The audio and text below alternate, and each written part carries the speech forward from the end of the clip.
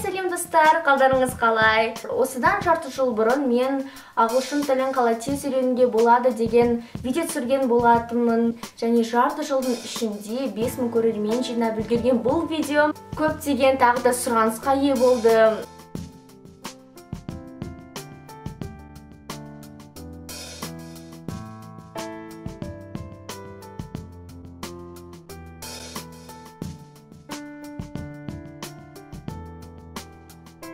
Ағылшын тілін қалай тез үйренуге болады?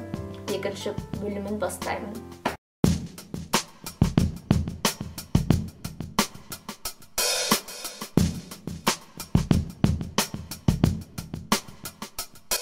Негізі былай ойлап жатқан кезде өмір былай симметриялы болып келеді. Қай жақтан алсақ та, егер сіз басқа да бір тіл білсеңіз, мысалы біз қазіргі Қазақстанда бізде жақсы екі тіл дамыған, ол орыс тілі және қазақ тілі. Қазақ тілін жалпы біз бәріміз туғаннан баса білеміз, ал орыс тілін біз оны да жақсы білеміз. Және біз орыс тілін үйренген кезде біз кішкене ойлануымыз мүмкін, біз қалай орыс тілін үйрендік? Біз не істедік орыс тілін үйренген кезде? Мысалы, жалпы мен өзім арнайы курстарға барған жоқпын, және мен өте сенімдімін, сіздер де олай барған жоқсыздар, бірақ сіздер өте жақсы орыс тілін білесіз. Сіздер арнайы тырысқан жоқсыздар орыс тілін үйрену мақсатында, білмеймін. Үйрену мақсатында ол өзімен өзі үйреніп кетті. Егер біз олай ойланып қарасақ, онда біз орыс тілін үйренгеніміз ол теледидардан. Біз теледидардан бір қосып қалсақ, бізде орыс тілі нәрсе болып жатады, біз оны ести береміз, ол біздің миымызға жатталады. Сол сияқты ағылшын фильмінде, егер біз ағылшын фильмін көре берсек, онда ол біздің миымызға одан сайын жаттала береді. Және сіз ағылшын тілін жақсы бір уровеньге, жақсы бір нәтижеге келесіз. Ең бастысы не істеу керек? Ағылшын фильмін қоясыз. Содан кейін астына субтитр, әртүрлі сілтемелер бар, әртүрлі сайттар бар ағылшын тілін меңгеруге. Және ол сайттарды мен қазір мына жерде жазамын. Және де астында сілтемелер қалдырамын сіздерге. Орыс тілін біз қалай біз үйрендік? Жалпы бұл әдеттегідей сұрақ. Біз мұндай сұрақтарға көбінесе ойланбаймыз. Орыс тілін біз қалай үйрендік? Мысалы, мен телевизордан үйрендік. Біз орысша музыка тыңдаймыз.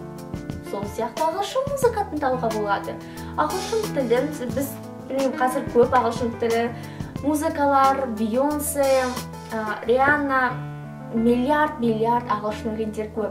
Біз ол ағылшын, егер сіздің сүйікті ағылшын өлеңдеріңіз болса, онда наушникке тыңдап, немесе былай жай тыңдап, бірақ оны біз ең бірінші переводын шығарып алу керек. Біз интернеттен, ғаламтордан, сосын бір жағына ағылшын, бір жағына орыс тілін немесе қазақ тілін. Содан кейін сіз сол музыкада қандай сөздер келе жатады, біз соның орысша тілін оқып жатамыз. Әрине біз ол бір музыканы біз күнде тыңдаймыз, біз айлап тыңдаймыз, кейбіреулері жылдап тыңдайды. Мысалы, мен Уитни Хьюстонның I Have Nothing деген өлеңін тыңдаймын, және мен сондай перевод шығарған кезде менің есімде әлі I have nothing if I don't have you. Егер сенің қасымда болмаса, онда мен еш нәрсем жоқ деген мағынада. Солай күнде оны ести берген екен ағылшын тілін, сіз шынымен де айтасыз, мына переводы осындай екен, мынаның аудармасы осындай екен. Солай үйреніп кетесіз. Біріншісі кино болған, екіншісі музыка, үшіншісі ол егер сіздің достарыңыз болса, ағылшын тілін жақсы меңгеретін достарыңыз болса, онда ол тіптен жақсы. Себебі сіз достар арқылы өзіңіздің біліміңізді одан сайын шыңдай бересіз, сіздің ағылшынша ойлау қабілетіңіз мың есе арттыра бастайды. Егер Қазақстанда әрине ағылшын достарды, басқа тілді ағылшын тілін тоқ білетін достарды табу өте қиын. Сондықтан да арнайы оған сайттар бар. Қазір ғаламторда не жоқ, бәрі бар. Мен мына жерге тағы да жазып қояйын. Ол busyetlk.com тағы да көп. Бір апта бұрын мен Skype арқылы бір кісіні тауып алдым. Жалпы итока деген сайттан. Ол кісі ағылшын тілін өте жақсы біледі. Және мен өткенде жалпы осында бір келісімге өздеріңіз бір келісім істеп алуыңыз керек. Сол адам, мысалы, сіз айтуыңыз керек ол кісіге, мен сізге орысша үйретемін, немесе мен сізге қазақша үйретемін, сіз маған ағылшынша үйретіңіз. Олар егер сіздер жақсы деп жатсаңыздар, келісіп жатсаңыздар, онда әрине неге үйретпеске? Сіз ағылшынша сөйлейсіз. Hello, hi, how are you, where is from, where are you from.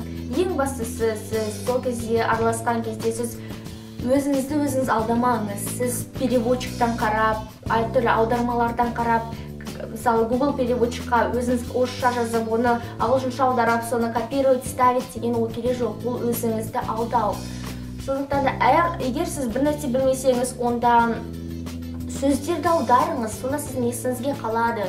Жалпы содан кейін ол кісі маған бүкіл сөздерді түзетіп отырды. Ол маған өте пайдасын тигізді. Мен өткенде my mom calls me дедім. Мені мама шақырып жатыр деген сөз. Айтты, no, my mom is calling me. Вот осылай жаз деп. Достар бұған өте жақсы. Сіз әртүрлі оған сұрақ қоя аласыз. Жалпы сүйікті әншіңіз кім? Менікі осындай. Сіз Қазақстан білесіз бе? Сіз мынаны білесіз бе? Және төртінші көмек ол бәрімізге аян. Біз қазір соткада отырамыз, 21 ғасыр, электроника заманы. Сондықтан да әрбіреуімізде сотка бар. Ол тағы да пайдасын тигізе алады бізге ағылшын тілін үйренуге.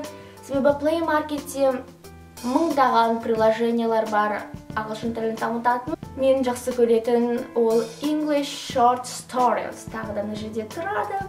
Сол приложенияда баланың тілімен жазылған сөздер. Ал баланың тілі ол әрине оңай бәрімізге. Сондықтан да осы приложенияны осы бір ертегілерді оқыған сайын сіз түсінуіңіз керек, себебі онда бәрі өте оңай жазылған. Егер түсінбесеңіз, әрине аудармамен бір сөзден жазып дәптерге, менің егер бірінші бөлімінде айтылған сияқты. Және екінші соткамен қолданатын нәрсе, ол өте бір керемет нәрсе. Соткаңызды, просто жай ғана соткаңызды, сіздер егер орысша тұрса немесе қазақша тұрса, онда ағылшынға ауыстырсаңыздар дәл қазір. Просто себебі сіз бұны үйреніп аласыз. Мен қазір мысалы ВКонтактеге кірген кезде, мысалы ютубке кірген кезде мен көптеген сөздер үйреніп алам шынымен де. Себебі сіздер күнде ВКонтактеге кіре бересіздер, Инстаграмға кіре бересіздер, сондықтан да ол сөз әрине жатталады. Өте жақсы идея. Ең бастысы delete деген сөзді ұмытпасаңыз болды, себебі delete деген ол өшіру деген мағынада. Бір нәрсе өшіріп қоймаңыздар.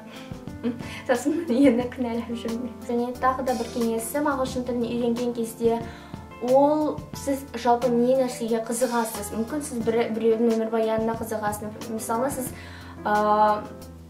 Psyдың немесе Бейонсенің өміріне қызықсаңыз, онда сіз әрине Википедияны ашыңыз Google'дан. Содан кейін Бейонсе десеңіз, онда бәрі ағылшынша шығады. Ағылшынша Википедия шығады. Оны принтерден шығарып алып, сіз оны оқысаңыз, шынымен сіз қызығасыз, себебі ол сізге арналған қызықты тема. Немесе сіз қандай да бір мысалы Назарбаев университетіне түскіңіз келсе, және солардың бір өздерінің білімдері қызық болса, онда сол бетті принтерден шығарып алыңыз да оны бір сөзден аударып, оны үстіне жазып, кәдімгідей оны оқысаңыз, ол да бір сізге оны қызығып, сіз аударасыз, себебі ол сіздің өзіңіз таңдаған темаңыз, ол сіздің өте қызықты болады.